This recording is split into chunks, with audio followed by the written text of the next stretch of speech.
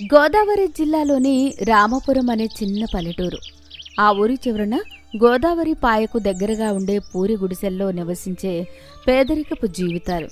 ఆ ఊరి చివరన గోదావరి పాయకు అత్యంత దగ్గరగా ఉంటుంది సూరిబాబు పూరి గుడిసె. సూరిబాబుకు సొంత పొలం లేదు. రోజూ ఊర్లో రైతుల పొలాల్లో కూలి పనులు చేసుకుంటూ బతుకుబండి ఇచ్చేవాడు. అతని భార్య సీతమ్మ కూడా ఇళ్లలో పనులు చేస్తూ అతనికి చేదోడు వాదోడుగా ఉండేది. సూరిబాబుకు ఒక గొప్ప కోరిక ఉండేది. ఆ ఊరి సెంటర్లో ఒక చిన్న హోటల్ పెట్టి 10 మందికి కడుపు నిండా భోజనం పెట్టాలని. సీతమ్మ చేతి వంట అద్భుతంగా ఉంటుంది.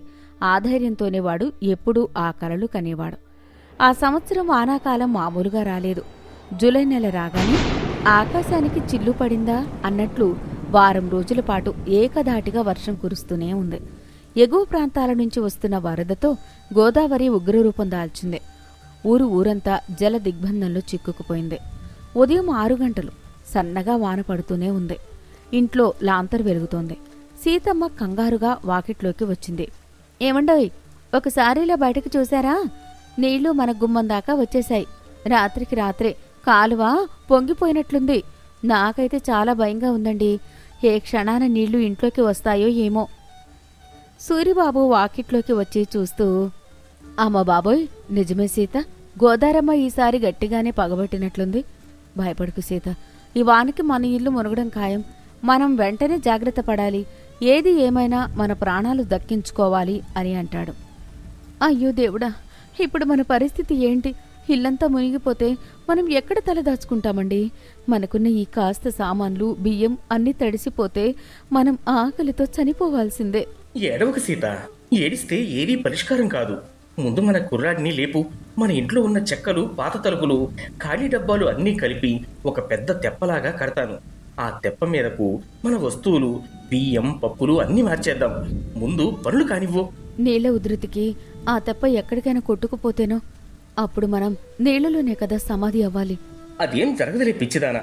మన ఇంటి ముందున్న ఆ పెద్ద చెట్టు ఉంది కదా, దాని మాను చాలా బలం. ఒక మందపాటి తాడుతో ఆ తెప్పను ఆ చెట్టుకు గట్టిగా కట్టేస్తాను. ఆ వేప చెట్టు మనల్ని కాపాడుతుంది. ఈ వాన తగ్గేదాకా, వరద దిగేదాకా ఆ తెప్ప మీదే మన కాపురం. ముందు ఆ వంట సామాన్లు, ఆ 2 కోండ్లను పట్టుకురా. చెప్పినట్లుగానే సూరిబాబు ఆ వర్షంలోనే కష్టపడి ఒక పెద్ద తెప్పను తయారు చేశాడు. ఆ తెప్ప మీదకు వాళ్ల వస్తువులు, గ్యాస్ స్టవ్, వంట పాత్రలు, ఇంట్లో ఉన్న బియ్యం బస్తా, కూరగాయలు, 2 కోళ్లు జాగ్రత్తగా పెట్టుకున్నారు. వరద నీటిలో కొట్టుకుపోకుండా ఆ పెద్ద వేప చెట్టు మానుకు గట్టిగా ముడివేశాడు. వాళ్లు ఊహించినట్లుగానే సాయంత్రానికి ఇల్లు సగం మునిగిపోయింది.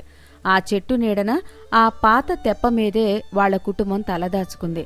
ఇలా తెప్ప మీదకు చేరిన మరుసటి రోజు ఉదయానికి వరద నీరు ఊరంతా నిండిపోయింది. ఎవరి ఇళ్లలోనూ వంట చేసుకునే పరిస్థితే లేదు. ఇళ్లలోకి నీళ్లు చేరడంతో పాత కట్టెల పొయ్యిలు అన్నీ తడిసిపోయాయి. ఆహారం దొరక్క జనం అల్లాడిపోతున్నారు. ఎటు చూసినా ఎర్రటి వరద నీళ్లే. సహాయం కోసం చూస్తున్న కళ్ళు, ఆకలితో ఏడుస్తున్న అరుపులు ఆ పల్లెటూరి వాతావరణాన్ని అత్యంత విషాదభరితం చేశాయి. ఉదయం 8 గంటలు. సూరిబాబు తన తెప్ప మీద నిలబడి చుట్టూ ఉన్న పరిస్థితిని చూస్తున్నాడు. పక్కింటి రంగయ్య తాత తన చిన్న బుట్ట పడవలో కూర్చుని చలికి వణుకుతున్నాడు. ఎదురింటి వాళ్లు తమ గుడిసె పైకప్పు మీద భయంగా కూర్చుని ఉన్నారు. సీత, చూసావా వాళ్ళని? ఎంత అవస్థపడుతున్నారో! ఆ ముసలోళ్ళు ఉదయం నుంచి చుక్క నీరు లేక, ముద్ద అన్నం లేక ఆకలితో ఎలా ఏడుస్తున్నారో చూడు. మనకి ఎంత లేదన్నా తినడానికి కాస్తూ కూస్తూ ఉంది, కానీ వాళ్లకు ఆగతి కూడా లేదు. అవునండి, చూస్తుంటే నాకే కడుపు తరుక్కుపోతుంది. ఆ ఏడుపులు వినలేకపోతున్నాను. కానీ మనం మాత్రం ఏం చేయగలం? మనకున్నది ఈ చిన్న దెబ్బ, 4 రోజులకి సరిపడా మన బియ్యం బస్తా. సూరిబాబు కొద్దిసేపు మౌనంగా ఆలోచించాడు. వాడి ముఖంలో ఒక దృఢ నిశ్చయం కనిపించింది. తన కళ్ళెదుటే జనం ఆకలితో అలమటిస్తుంటే చూస్తూ ఊరుకోలేకపోయాడు. సీత, మనం ఒక పని చేద్దాం. మన దగ్గర ఉన్న బియ్యం, ఆ 2 కోళ్లు సరుకులతో వంట చేద్దాం. మనకు ఎంత కుదిరితే అంత ఆకలితో ఉన్న వాళ్లకు పంచుదాం. కానీ అండి, మన దగ్గర ఉన్న సరుకులు 1-2 నెలలకు మాత్రమే సరిపోయేవి కదా. అవన్నీ ఇప్పుడు ఊరి జనాలకు వండేస్తే రేపు వానలు తగ్గాక మన పరిస్థితి ఏంటి? మనకి పనులుండవు కదా. అప్పుడు మనం పస్తులుండాలా? రేపటి సంగతి ఆ దేవుడికే వదిలేద్దాం సీత. ఈ రోజు ఆకలితో ఉన్న ప్రాణాలను నిలపడం ముఖ్యం. రేపు మనం పస్తున్నా పర్లేదు, కానీ ఈరోజు ఈ ప్రాణాలు ఆకలితో పోకూడదు. నా కలను నెరవేర్చుకునే అవకాశం ఇదేనేమో. 10 మందికి భోజనం పెట్టాలని అనుకున్నాను కదా. ఈ వర్షంలోనే ఈ తెప్ప మీదే మన హోటల్ ప్రారంభిద్దాం. ఇదే మన పేదవాడి హోటల్. మీ ఇష్టమండి. మీ మనసు కన్నా ఆ సరుకులు ఈ బియ్యం ముఖ్యం కాదు. ఈ గడ్డు కాలంలో 4 ముద్దలు పెడితే వచ్చే పుణ్యమే మనల్ని కాపాడుతుంది. వంట సంగతి నేను చూసుకుంటాను, మీరు అందరికీ వడ్డించండి. వెంటనే పనులు మొదలయ్యాయి. చెట్టుకు కట్టిన ఆ తెప్ప మీద సీతమ్మ తనకున్న ఒకే ఒక గ్యాస్ స్టవ్ వెలిగించింది. వర్షం పడుతున్నా వంట మొదలుపెట్టింది. పెద్ద తపాలాలో చికెన్ బిర్యానీ లాంటి బగారా అన్నం, ఇంకో పొయ్యి మీద గుమగుమలాడే కోడికూర వండడం మొదలుపెట్టింది. పక్కనే చిన్న పొయ్యి మీద వేడివేడిగా చపాతీలు కాలుస్తోంది. వంట వాసనలు వరద నీటిపై తేలియాడుతూ ఆ వర్షపు చలిగాలికి తోడై చుట్టుపక్కల మునిగిపోయిన గుడిసెల వైపు వ్యాపించాయి. ఆ కమ్మని వాసన పీల్చగానే ఆకలితో ఉన్న జనాలకు ప్రాణాలు లేచి వచ్చినట్లయింది. అటువైపు ఏం జరుగుతుందా అని అందరూ ఆసక్తిగా చూడసాగారు. పక్కింటి రంగయ్య తాత ఆ వాసన భరించలేక తన చిన్న పడవను తెడ్లు వేసుకుంటూ మెల్లగా సూరిబాబు తెప్ప దగ్గరికి వచ్చాడు. ఏంట్రా సూరిబాబు, భలే వాసన వస్తోంది మీ తెప్ప మీద నుంచి. ఈ వరదల్లో బిర్యానీలు ఏంట్రా బాబు? 2 రోజులైంది, గొంతులో పచ్చి మంచినీళ్లు కూడా పడలేదు. రా తాత, నీకోసమే వండుతున్నాం. ఇదిగో వేడివేడి బగారా అన్నం, నాటుకోడి కూర. ముందు ఈ ప్లేట్ పట్టుకుని కడుపు నిండా తిను. నీకు ఎంత కావాలంటే అంత వడ్డిస్తాను. తాత ఆబగా తింటున్నాడు. ప్రతి ముద్ద ఆయనకు ప్రాణం పోస్తోంది. అమృతం రా సూరిబాబు, అమృతం. ఈ వరదల్లో, ఈ చావు భయంలో బిర్యానీ తింటానని కలలో కూడా అనుకోలేదురా. నువ్వు మనిషివి కాదురా, దేవుడివి. నా ప్రాణాలు నిలబెట్టావు. అంతలో సుబ్బారావు, అతని భార్య, పిల్లలు కూడా వాళ్ళ చిన్న పడవలో వచ్చారు. పిల్లలు ఆకలితో ఏడుస్తున్నారు. సూరిబాబు, ఆ వంట వాసనకి మా పిల్లలు ఏడుపు ఆపట్లేదు. వాళ్ళ ప్రాణాలు పోయేలా ఉన్నాయి. ఏమైనా ఉంటే కాస్త ఆకలి తీర్చవా? అలాగే సుబ్బారావు అన్న, అందరికీ సరిపడా వండింది మన సీతమ్మ. ఎవరు మొహమాట పడకండి, రండి. సూరిబాబు అందరికీ ప్లేట్లలో అన్నం, కూర వడ్డించాడు. చూస్తుండగానే చుట్టుపక్కల గుడిసెల వాళ్ళంతా తమ పుట్టిళ్లలో, పడవల్లో ఆ చెట్టు దగ్గర ఉన్న తెప్ప చుట్టూ చేరారు. ఒక చిన్న నీటి అంచున అదొక పెద్ద జాతరలాగా తయారైంది. ఎవరి పడవలో వాళ్లు కూర్చుని వర్షంలో తడుస్తూనే ఆ వేడివేడి భోజనాన్ని ఆరగించడం ప్రారంభించారు. ఊరి కుర్రాడు రమేష్ పడవలో నుంచి అరుస్తూ, సూరిబాబన్నయ్య, నాకు ఇంకో 2 చపాతీలు వేయవా? సీతక్క కూర ఇరగదీసింది. ఈ చలికి ఆ కారం నాటుకోడి పులుసు ప్రాణాలు లేపుతోంది. అలాగేనా రమేష్, ఎంత కావాలంటే అంత తిను, మొహమాట వద్దు. అవునయ్యా సూరిబాబు, ఈ వరదల్లో అందరూ ఏడుస్తుంటే నువ్వు మాత్రం నవ్వుతూ అన్నం పెడుతున్నావు. నీ రుణం ఎలా తీర్చుకోగలం? అంతా దేవుడి దయ. అందరం బతికుంటే చాలు. నేను ఎప్పుడు ఒక హోటల్ పెడదామనుకున్నాను. ఎక్కడైతే ఏంటి, ఇదే నా హోటల్. వర్షంలో పేదవాడి హోటల్. అందరికీ కడుపు నిండా భోజనం పెడతాను. ఆ రోజంతా వాళ్ల దగ్గర ఉన్న సరుకులతో వండుతూ ఆకలితో వచ్చిన ప్రతి ఒక్కరికి వడ్డిస్తూనే ఉన్నారు ఆ దంపతులు. తమ సొంత ఆకలిని, అలసటను మర్చిపోయి పరుల ఆకలి తీర్చడంలో వాళ్ళు ఒక అనిర్వచనీయమైన ఆనందాన్ని పొందారు. మరుసటి రోజు ఉదయం వాన కొద్దిగా తగ్గినా ఆకాశం ఇంకా మేఘావృతమే ఉంది. వరద నీరు మాత్రం అలాగే నిలబడి ఉంది. ఎవరికీ బయటకు వెళ్లి సరుకులు తెచ్చుకునే దారి లేదు.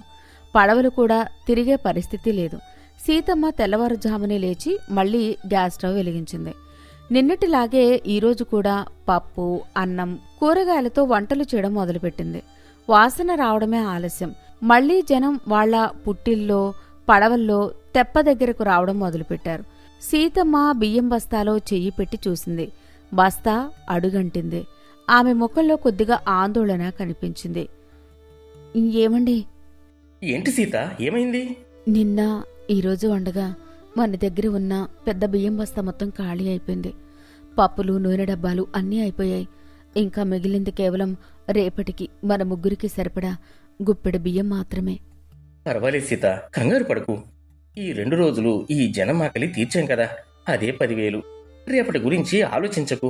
రేపు ఎలాగోలా వాన తగ్గుతుంది, నీళ్లు పోతాయి. అప్పుడు నేను ఏదైనా కూలీ పనికి వెళ్ళి మళ్లీ సరుకులు తెస్తాను. నిజమేనండి, వాళ్ళు కడుపు నిండా తిని ఆనందంగా త్రేన్పుతుంటే నాకు కూడా కడుపు నిండినట్లుగానే ఉంది. దేవుడు మనల్ని చూసుకుంటాడు. రెండో రోజు సాయంత్రం వరకు ఆ తెప్ప మీద వంటలు జరుగుతూనే ఉన్నాయి. చుట్టుపక్కల వాళ్ళందరూ ఆ 2 రోజులు ఆ వేప చెట్టు కింద ఉన్న తెప్పే అన్నపూర్ణేశ్వరి ఆలయమైంది. రాత్రికి వాళ్ళ దగ్గర ఉన్న సరుకులు పూర్తిగా అయిపోయాయి. కాని వాళ్ళ మనసులో మాత్రం ఏదో సాధించామన్న తృప్తి నిండిపోయింది. 3వ రోజు ఉదయానికి వానదేవుడు కరుణించాడు. వాన పూర్తిగా ఆగిపోయి లేత సూర్యకిరణాలు ఆ పల్లెటూరిని తాకాయి. వరద నీరు మెల్లమెల్లగా కిందికి వెళ్లిపోవడం మొదలైంది. మధ్యాహ్నానికి జనం వాళ్ల గుడిసెల్లోకి వెళ్లేంతలా నీళ్లు తగ్గాయి. సూరిబాబు తెప్పదిగి తన గుడిసెను శుభ్రం చేసుకుని పనిలో పడ్డాడు.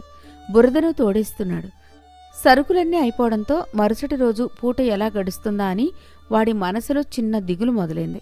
అంతలో ఆశ్చర్యకరంగా ఊరి పెద్ద రంగయ్య తాత, సుబ్బారావు, రమేష్లతో పాటు ఊరి జనమంతా కలిసి ఒక గుంపుగా సూరిబాబు గుడిసె దగ్గరికి వచ్చారు. వాళ్ళందరి ముఖాల్లో ఒక రకమైన ఆనందం, గౌరవం కనిపిస్తున్నాయి. సూరిబాబు, ఓ సూరిబాబు, బయటకు రా అబ్బా ఒకసారి. సూరిబాబు, సీతమ్మ బయటకు వచ్చారు. ఏంటి తాత, ఏమైంది? అందరూ ఒకేసారి ఇలా వచ్చారు? ఏం కాలేదురా బాబు, ఈ 2 రోజులు ప్రాణాలు అరచేతిలో పెట్టుకొని వరదల్లో ఉన్న మాకు దేవుడిలా ప్రాణం పోసావు. నీ భార్య పిల్లల భవిష్యత్తు కోసం దాచుకున్న సరుకులన్నీ లెక్క చేయకుండా మా కోసమే వండి పెట్టావు. నీ రుణం మేము ఎలా తీర్చుకోగలం? అందులో ఏముందన్నా, నా బాధ్యత నేను చేశాను. మన ఊరి జనం ఆకలితో ఉంటే నేను చూస్తూ ఎలా ఉండగలను? అది కాదు సూరిబాబు, మా ఆకలి తీర్చడానికి నువ్వు నీ సర్వస్వం కోల్పోయావు. ఇప్పుడు నీ ఇంట్లో గింజ లేదు, తినడానికి తిండి లేదు. కానీ మేము నిన్ను అలా వదిలేయలేం అంటూ రంగయ్య తాత ముందుకు వచ్చి ఒక వస్త్రంలో కట్టిన ఒక పెద్ద డబ్బుల మూటను సూరిబాబు చేతిలో పెట్టాడు. ఏంటి తాత ఇది? నాకెందుకు ఇస్తున్నారు? ఇది మా అందరి చందారా. నీకొక కల ఉందని మాకు తెలుసు. ఈ ఊళ్ళో ఒక చిన్న హోటల్ పెట్టి అందరికీ కడుపు నిండా అన్నం పెట్టాలని కదా నీ కోరిక. ఈ వర్షంలో, ఈ గడ్డు కాలంలో నీ గుణమేంటో మేము చూశాం. నీలాంటి వాడు హోటల్ పెడితే ఈ ఊరికే మంచిది. ఈ డబ్బుతో ఊరి కోడలిలో ఒక మంచి హోటల్ పెట్టుకో. దానికి కావలసిన సాయం అంతా ఈ ఊరు చేస్తుంది. ఆ మాట వినగానే సూరిబాబు, సీతమ్మల ఆనందానికి అవధులు లేవు. తాము నిస్వార్థంగా చేసిన సాయం ఇంత అద్భుతమైన బహుమతిగా తిరిగి వస్తుందని వాళ్ళు కలలో కూడా ఊహించలేదు. అవునన్నా, నీ హోటల్కి నేనే వచ్చి ఉచితంగా పెయింట్ వేస్తాను. నేను నా వద్దగా హోటల్కి కావలసిన కుర్చీలు, బల్లలు తయారు చేసి ఇస్తాను. నువ్వు ధైర్యంగా అడుగు ముందుకు వెయ్యి సూరిబాబు. ఇదంతా మీ అందరి ఆశీర్వాదం. మీ ప్రేమకు నేను జీవితాంతం రుణపడి ఉంటాను. నా ఆశయం మీ అందరి వల్లే నెరవేరింది. నా హోటల్లో ఎప్పటికీ అందరికీ మంచి భోజనం, మంచి మనసుతో పెడతాను. కొన్ని నెలల తర్వాత ఊరి సెంటర్లో ఒక అందమైన కొత్త హోటల్ వెలిసింది. దాని పేరు శ్రీ సీతారామ భోజనశాల. ఆ హోటల్ రోజూ జనాలతో కిటకిటలాడుతోంది. సీతమ్మ వంటగదిలో కమ్మటి వంటలు చేస్తోంది. సూరిబాబు నవ్వుతూ అందరికీ వడ్డిస్తున్నాడు. ఊళ్ళో వాళ్లంతా ఎంతో ప్రేమగా అక్కడే భోజనం చేస్తున్నారు. సూరిబాబు, ఆ వరదల్లో పడవలో కూర్చొని తిన్న చికెన్ కూర రుచి ఇంకా నా నాలుక మీదే ఉండిపోయిందిరా. ఈ రోజు కూడా అచ్చం అదే చేశావా? భలే కమ్మగుందిరా. అదేంటి తాత, అప్పుడు వరదల్లో కడుపులో ఆకలి మండుతోంది కాబట్టి నీకు అది అంత రుచిగా అనిపిస్తుంది. ఇప్పుడు నా మీద ఉన్న ప్రేమతో, నా చేతి వంట మీద ఉన్న అభిమానంతో రుచిగా అనిపిస్తుంది. అంతే తేడా తాత. నిజమే, ఆపదలో తోటివారికి చేసిన సహాయం ఎప్పుడూ వృధాపోదు. సూరిబాబు చేసిన నిస్వార్థ సేవ వాడికి ఒక కొత్త జీవితాన్ని ఇచ్చింది. 10 మందికి కడుపు నిండా అన్నం పెట్టాలన్న వాడి కల ఆ ఊరి ప్రజల ప్రేమతో సాకారమైంది. కథలోని నీతి: కష్టకాలంలో స్వార్థం లేకుండా, లాభాపేక్ష ఆశించకుండా ఇతరులకు మనం చేసే సహాయమే రేపు మన కష్టంలో లేదా మన కలలను నెరవేర్చుకోవడంలో సమాజం మనకు అండగా నిలబడేలా చేస్తుంది.